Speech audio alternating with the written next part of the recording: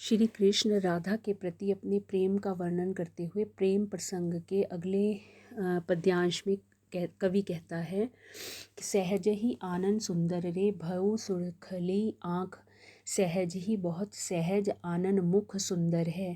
राधा का जो मुख है बहुत ही सरल और सुंदर है। बहु हैं उसकी बोहें, सुरेखली ही सुंदरता से भरी हुई आँखें हैं। उसकी आँखें और बोहें भी सुंदरता से भरी हुई हैं, अर्थात राधा का जो मुख है वह भी बड़ी सरल सरल और सहज, और उसकी आँखें और बोहें भी बहुत ही अधिक सुंदर लग रही हैं। पंकज मधु पीवी मधुकर रे उड़े पसारल पाँख, ऐसा लगता है मानो कि पंकज कमल का फूल मधु भंवरा पीवी पीकर मधुकर शहद को उड़े उड़ना चाहता है, पसारल फैलकर पाँखी पंखों को। ऐसा लगता है मानो कि कोई भंवरा अमृत कमल के फूल से अमृत रस को पीकर अपने पंख फैलाकर उड़ना चाहता है। कि राधा का मुख, उसकी बोहें और आंखें इतनी अधिक सुंदर है जिन्हें देखकर ऐसा प्रतीत होता है मानो कि कोई भंवरा कमल के फूल से अमृत रस को पीकर अपने पंख फैलाकर उड़ना चाहता हो। ततहि थाओल दुहु लोचन रे जेहि पंथे गेली बरनार, ततही उसी समय धाओल दुहु लोचन रे धाओल खिंच जाते हैं दोनों आँखें, जेहि पथ जिस रास्ते पर गेली साथ में बरनार उस नारी के, जिस रास्ते पर भी वह राधा जाती है उसी रास्ते पर मेरी दोनों आँखें उसी तरफ खिंच जाती हैं, अर्थात उसे देखने के लालच में उसी तरफ चली जाती हैं। राधा को जिस भी रास्ते पर वह चलते हुए देखती हैं उसी तरफ मेरी दोनों आंखें चली जाती हैं। आशा लुभुधल ना तेजय से कृपणक पाछू बुखार, और ऐसा लगता है मानो कि आशा आशा इच्छा, लुभधल लोभ लालच, ना तेजय ना छोड़ना, कृपणक कंजूस व्यक्ति, पाछू पीछे भिखारी भिखारी, जैसे कोई भिखारी किसी कंजूस व्यक्ति के पीछे इस आशा में या लालच में पड़ जाता है और कि वह उसे कुछ देगा और उस लालच को वह छोड़ नहीं पाता, उसी तरह से मेरी आंखें भी उस राधा को देखने के लिए उसके पीछे पीछे चल देती हैं। कवि कहते हैं कि जिस तरफ भी वह राधा जाती है और कृष्ण की आंखें उसी तरफ चली जाती हैं, उसकी आंखों को ऐसा लगता है मानो कि जैसे कोई भिखारी कंजूस व्यक्ति का पीछा नहीं छोड़ता और उससे लालच में उसके पीछे पड़ा रहता है, उसी तरह से उसकी आंखें भी राधा के पीछे लग जाती हैं। इंगित नयन तरंगित रे बाम भयु भेल संग, इंगित नयन और उसकी आंखें इशारे से तरंगित चंचल, बाम भयो बाई बोहें भेल संग टेढ़ी करना, कि जब वह अपनी बाई बोहों से टेढ़ा करके अपने चंचल नेत्रों से इशारे से देखती है। इंगित का मतलब इशारा करना। जब वह अपने चंचल नेत्रों से बाई बोहों को टेढ़ा करके इशारे से देखती है, तखन न जानल तेसर रे गुप्त मनोभाव रंग, तखन उसी क्षण या उसी पल ना जानन नहीं जानता तेसर उसके इशारे को गुप्त गुप्त रूप से मनोभाव रंग, मनो में मनोभव का मतलब हो गया कि किसी के मन को हरने वाला, अर्थात मन में उत्पन्न होने वाला। कवि कहते हैं कि जैसे ही वह अपने बाई बाहों से टेढ़ी करके अपनी आँखों से इशारा करती है, उसी क्षण कामदेव जो हैं ना जाने गुप्त रूप से मन में क्या भाव उत्पन्न करते हैं कि कोई तीसरा व्यक्ति उसे जान नहीं पाता, अर्थात दोनों के बीच में क्या बातचीत होती है उसे कोई समझने नहीं पाता। कि जैसे ही वह राधा बाईं बाहों को टेढ़ा करके चंचल नेत्रों से कुछ इशारा करती है, उन्हें देखकर ऐसा लगता है कि उसी क्षण दोनों राधा और कृष्ण के मन में ऐसा गुप्त भाव उत्पन्न होता है जिसे कि कोई तीसरा जान नहीं पाता। चंचन चर्चु पयोधर रे ग्रीम गज मुक्ताहर, चंदन से चर्चु लिपटे हुए पयोधर उरोज, उसके उरोज जो हैं उन पर चंदन का लेप हुआ है।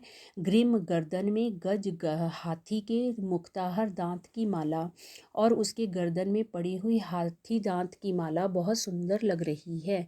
भस्म भरल जनि शंकर रे सिर सुरसरी जलधार, ऐसा लगता है मानो कि जनी शंकर ने, भगवान शंकर ने मानो भस्म भरल भस्म को रमा रखा हो, अर्थात लगा रखा हो, और सिर से सुरसरी गंगा जलधार जंगंगा की धारा बह रही हो। उसके उरोज जो चंदन के से लिपटे हुए हैं और गले में जो उसके हाथी दांत की माला है, उन दोनों को देखकर ऐसा लगता है कि भगवान शंकर ने अपने शरीर पर भस्म रंग रमाई हो और उन्होंने अपने सिर से गंगा की जलधारा को बहा दिया हो। बाम चरण अनुसरल रे दाहिन तेजही लाज। बाम चरण बाईं चरण को, पैर को अगुसारल आगे बढ़ाकर दाहिने दाहिने पैर को तजियत छोड़ देती है लाज लज्जा से। जैसे ही वह श्री कृष्ण की तरफ अपना बायां पैर आगे बढ़ाती है, परंतु दाएं पैर को वह लज्जा के कारण पीछे कर लेती है, अर्थात उसे आगे नहीं बढ़ाती। कि बाएं पैर से तो वह अपना एक कदम आगे बढ़ाती है, लेकिन दाहिने पैर को लज्जा के कारण नहीं बढ़ाती। तखन मदन सर पूरल रे गति गंजय गजराज। तखन उसी समय मदन कामदेव सर पूरले पूरी तरह से बाण मारते हैं। गति गति गंजोए तेज करना, गजराज हाथी के समान, और वह राधा हाथी के समान अपनी गति को तेज करके वहाँ से चली जाती है। उसी समय कामदेव ना जाने कौन सा बाण उन्हें मारते हैं कि वह अपने दाहिने पैर को लज्जा के कारण आगे नहीं बढ़ाती और तेज गति से हाथी के समान वहाँ से चली जाती है। आज देख ली धनी जाहित रे, आज देखा जब मैंने उसे जाते हुए, रूप रहन मन लागी, और उसके रूप रंग को ही देखता रह गया। जब मैंने आज उस राधा को देखा तो उसके रूप रंग मेरे मन में समा गया।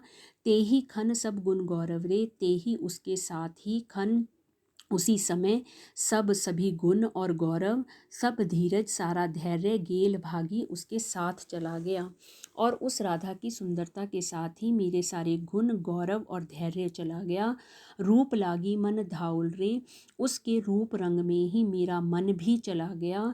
कुछ कंचन गिरी सांध, और कुछ रोजों के कंचन सोने के समान, गिरी पर्वत के समान सांधी बीच में, और ऐसा लगा जैसे कि वह उसके सोने जैसे उरोजों के बीच में पर्वत के समान कहीं टिक गया हो, अर्थात उसके मध्य में चला गया हो। ते अपराधे मनोभावरे ततही धैल जनी बांध।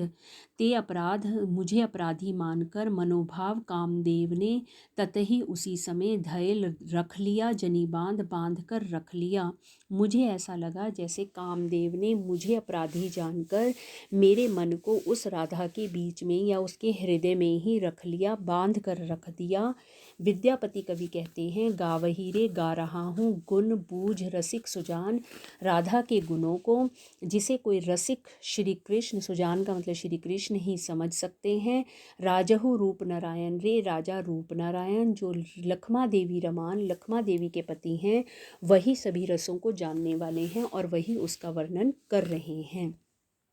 एक बार फिर से कवि कहते हैं, सहज ही आनंद सुंदर रे भयउ सुरेखली आँख, कि उसकी आँखें और उसका मुख बहुत ही अधिक सुंदर है। पंकज मधुपीवी मधुकर रे उड़े पसारल पाँख, ऐसा लगता है मानो कोई कमल के फूल से भंवरा रस पीकर पंख फैलाकर उड़ना चाहता हो। ततही धाउल दुहु लोचन रे, मेरी दोनों आँखें उसके पीछे ऐसे भागती हैं, जे ही पथ गेली बरनार, जिस भी रास्ते पर चलते हुए वह उस राधा को देखती हैं। आशा लुब्धय न तेजय रे, कृपनक पांचू बिखार, ऐसा लगता है मानो कोई भिखारी किसी कंजूस के पीछे अपने लालच को छोड़ते हुए उसके पीछे लगा हुआ हो। इंगित नयन तरंगित रे बाम भयो भेल संग, कभी वह अपनी आँखों से ऐसे इशारा करती है बाई बोहों को टेढ़ा करके। तखन न जानल तेसर गुप्त मनोभाव रंग रे, उसी क्षण ना जाने कोई तीसरा व्यक्ति उसे समझ नहीं पाता और राधा और कृष्ण के बीच में कोई गुप्त मनोभाव उत्पन्न हो जाता है। चंदन चर्चू पयोधर रे, उसके उरोजों पर चंदन का लेप हुआ है। ग्रीम गज मुक्ताहार, और उसकी गर्दन में मोतियों के, हाथी दांत के मोतियों की माला है, जिसे देखकर लगता है भस्म भरल जली शंकर रे, भगवान शंकर ने अपने शरीर पर भस्म लगा ली हो।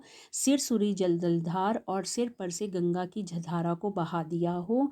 बाम चरण अनुसरल रे, जैसे ही उसने बायां चरण मेरी ओर आगे बढ़ाया, दाहिन तजियत लाज, दाहिने ने अपना लज्जा दिखाई और वह आगे नहीं बढ़ा। तखन मदन सर पूरल रे, गति गंजय गजराज, उसी समय कामदेव ने अपना ऐसा बाण चलाया कि वह हाथी की चाल से बहुत तेज गति से वहाँ से चली गई।